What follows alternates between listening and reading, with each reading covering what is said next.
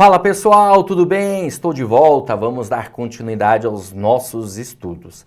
Galera, é o seguinte, nessa aula continuaremos a ideia da gestão de pessoas, né? E vamos tratar de um assunto chamado planejamento de RH, vamos entender um pouco mais a respeito disso. Eu comentei em algumas aulas iniciais aí sobre isso, mas é bom a gente dar uma detalhada também para estarmos mais preparados, tá bom? Então, quero que você visualize aqui comigo. Deixa eu colocar aqui o slide. Agora sim, está aparecendo aí para vocês, está aparecendo para mim. Show de bola, vamos lá. Planejamento de RH. O que é isso? Vamos entender. O planejamento de RH é uma das... Opa! Eu sempre erro. Você já acostumou, né? Eu sempre, ao invés de passar aqui o marca-texto, eu vou na caneta. Vamos lá. É uma das chaves do sucesso de qualquer empresa. Afinal, a partir de estratégias concisas e bem elaboradas nesta área, torna-se possível traçar e caminhar na direção dos melhores resultados para os negócios. Então é preciso fazer um planejamento. Planejar é você definir quais são os objetivos, quais são as metas, quais são as estratégias. Então, dentro da área de RH, óbvio, nós precisamos de planejamento. Como será a contratação das pessoas, o recrutamento, a seleção, como será a orientação para as pessoas, a capacitação, né? Ok?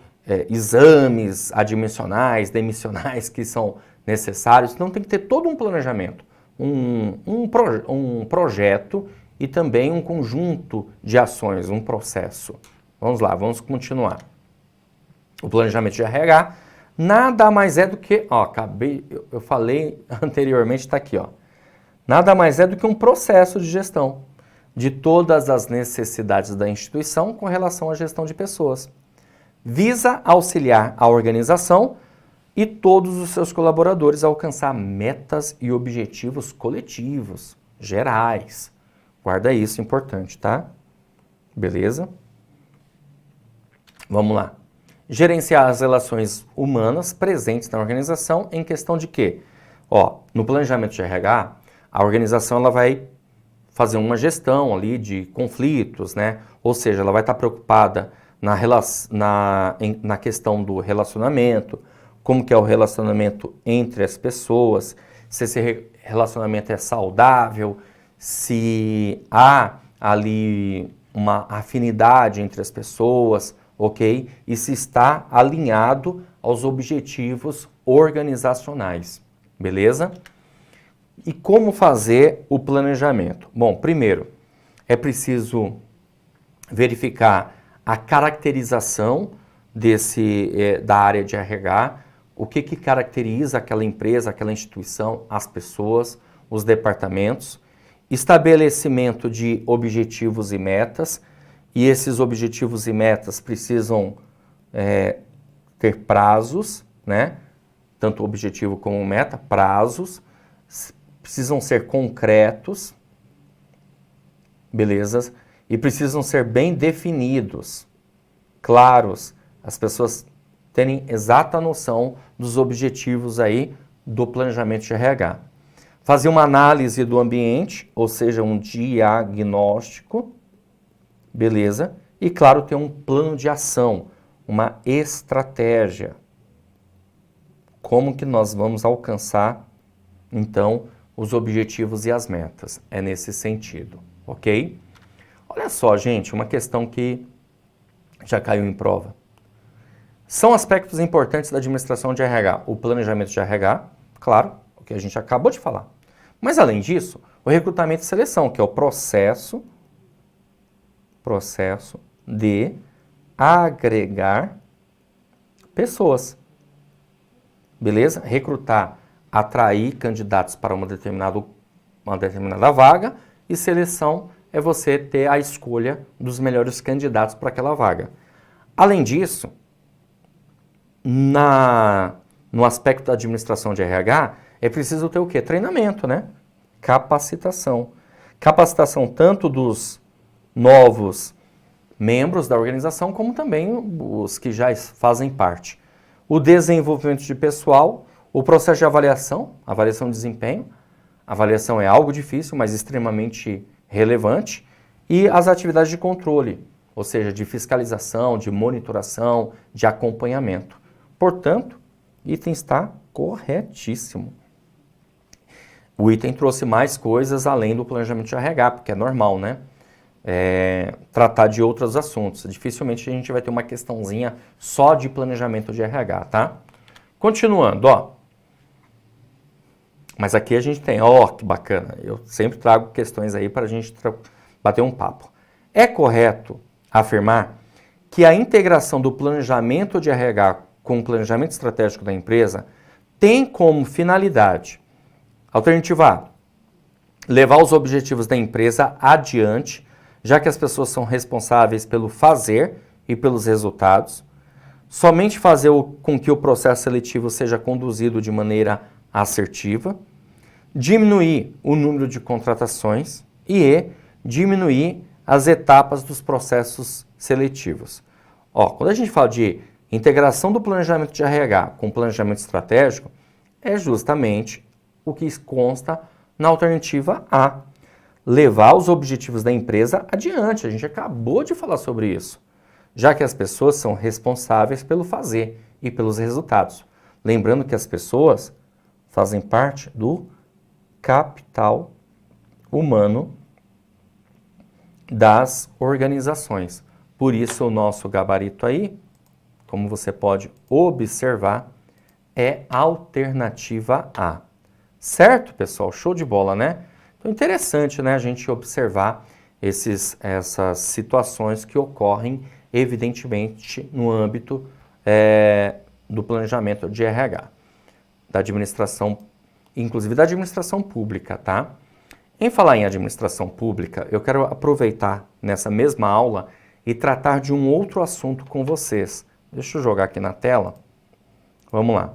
Nós vamos falar agora sobre a gestão de pessoas do quadro próprio e terceirizados. Porque assim, a administração pública, ela tem a contratação de pessoas de maneira direta, né? Que isso ocorre por meio de concurso público. Só que a administração pública, pessoal, ela não só tem pessoas do quadro próprio, ela também tem terceirizados. Pessoas que fazem parte ali daquela instituição, daquele órgão, por meio de contratos. Como acontece, por exemplo, na iniciativa privada. E essas pessoas podem ser consideradas colaboradores da instituição? Sim.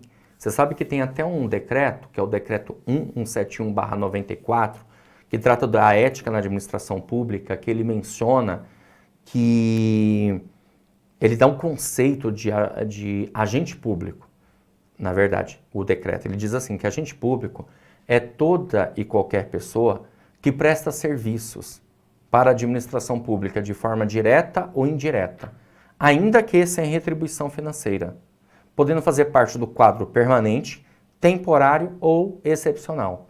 Tá? Então, se lá no decreto ele fala que isso é agente público, imagina que para nós é óbvio que nós vamos entender que o quadro de terceirizados de pessoas no âmbito da administração pública são considerados, evidentemente, colaboradores, tá?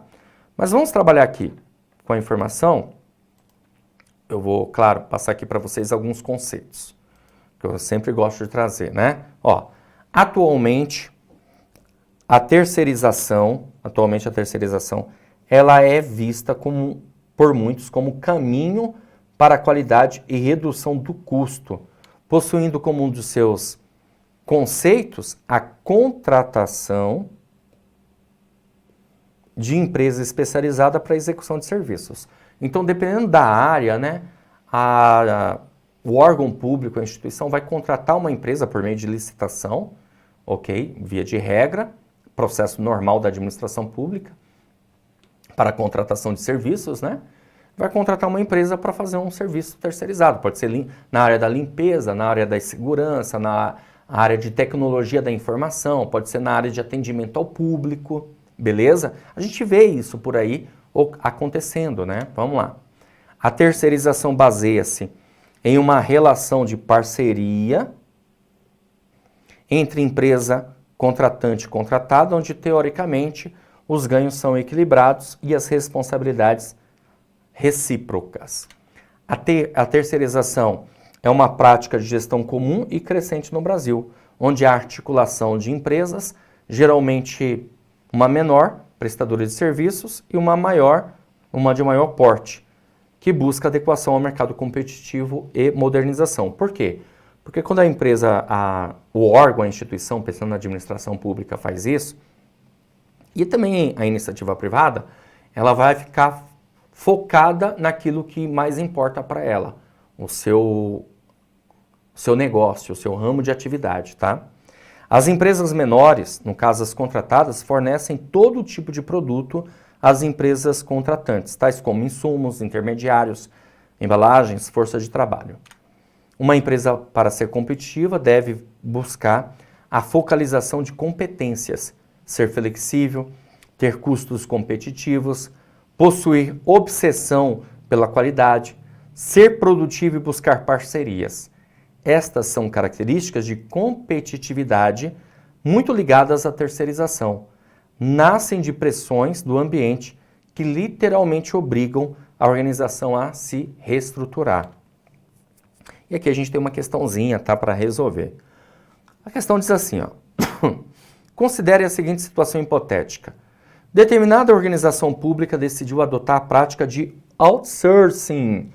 Olha, sabe o que significa? Já vou dizer.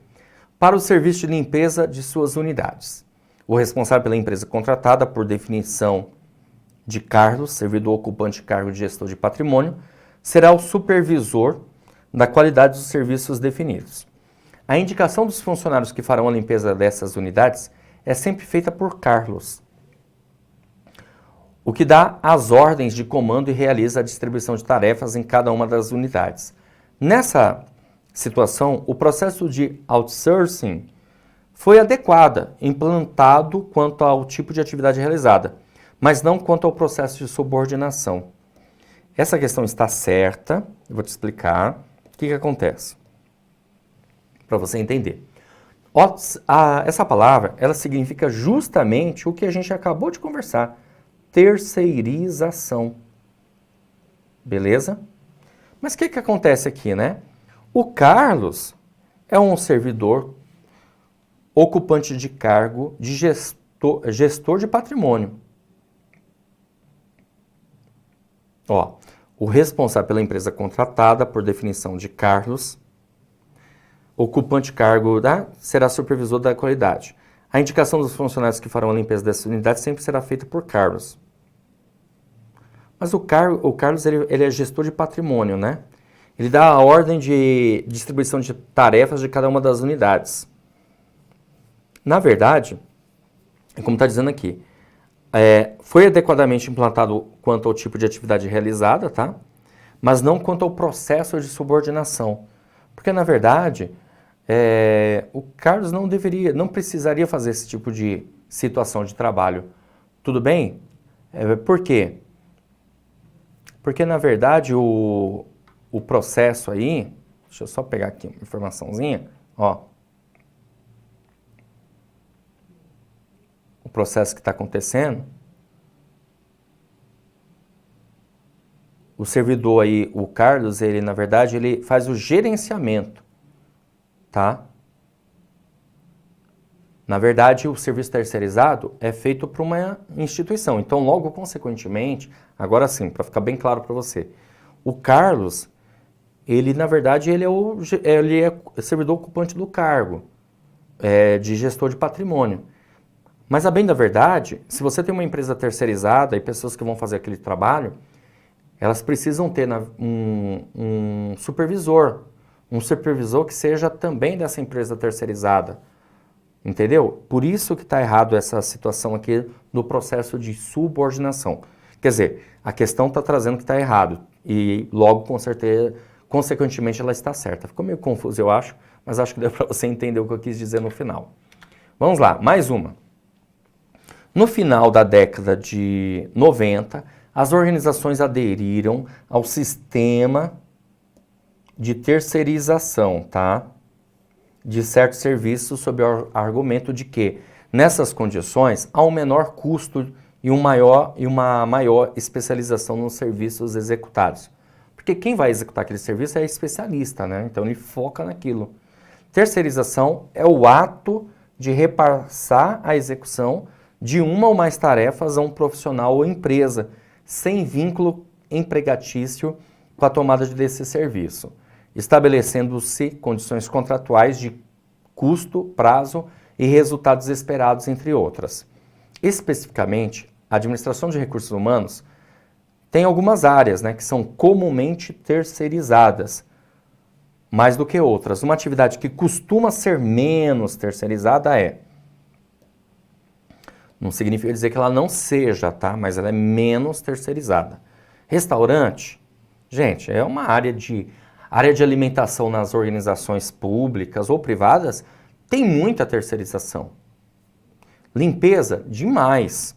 Segurança e medicina do trabalho, também muito. Beleza? Treinamento, a empresa vai lá e contrata uma outra empresa para dar treinamento aos seus funcionários. Bastante. Avaliação de desempenho, isso aqui é menos. Então, o gabarito aqui, alternativa E, só para deixar claro. A avaliação de desempenho normalmente é feita pela própria empresa. Então, você vai ter uma atividade que costuma ser menos terceirizada. Não que não ocorra, mas né, é menos terceirizada. Tá bom? Show de bola.